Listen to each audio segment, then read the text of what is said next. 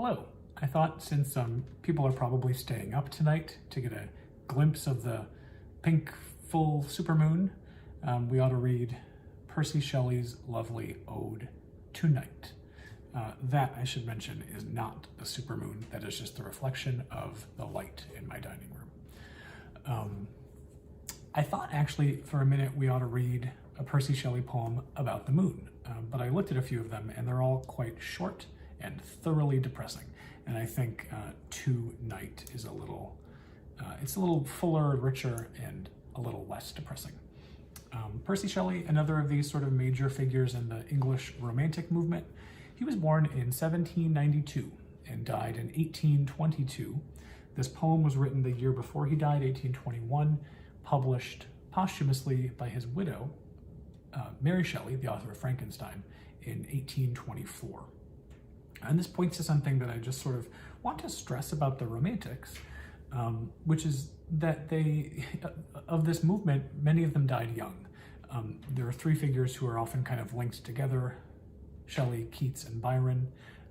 Keats died at 26, Shelley at 29, Byron lasted until the ripe old age of 36. And so I think that is just something to bear in mind when you read their poetry or hear it. This is the result of not only their youthful idealism, but this kind of energy of youth. And even though these are such archaic, old-fashioned, like old-timey poems that are so polished and like incredibly well-constructed, they are nonetheless the output of these young men. And I think that really informs the vision behind the work. Percy Shelley was a radical. You know, he held beliefs and worldviews that would be controversial in many circles today, let alone back when he was around and writing and speaking.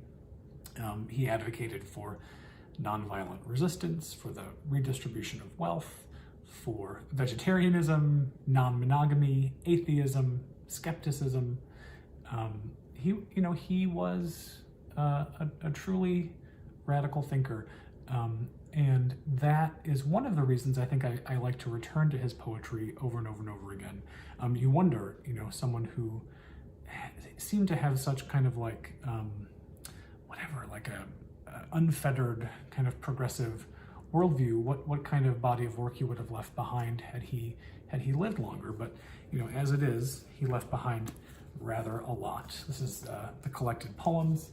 There he is, that young rascal, Percy Shelley.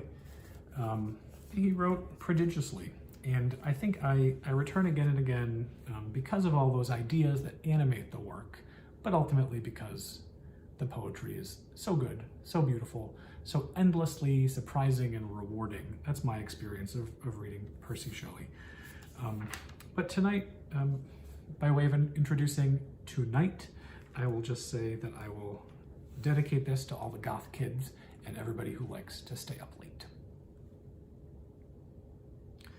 Swiftly walk o'er the western wave, spirit of night. Out of the misty eastern cave, where all the long and lone daylight thou wovest dreams of joy and fear, which make thee terrible and dear. Swift be thy flight. Wrap thy form in a mantle gray, star inwrought. Blind with thine hair the eyes of day, kiss her until she be wearied out, then wander o'er city and sea and land, touching all with thine opiate wand. Come, long sought. When I arose and saw the dawn, I sighed for thee. When light rode high, and the dew was gone, and noon lay heavy on flower and tree, and the weary day turned to his rest, lingering like an unloved guest, I sighed for thee. Thy brother Death came, and cried, Wouldst thou me? Thy sweet child Sleep, the filmy-eyed, murmured like a noontide bee, Shall I nestle near thy side? Wouldst thou me? And I replied, No, not thee. Death will come when thou art dead, soon, too soon. Sleep will come when thou art fled.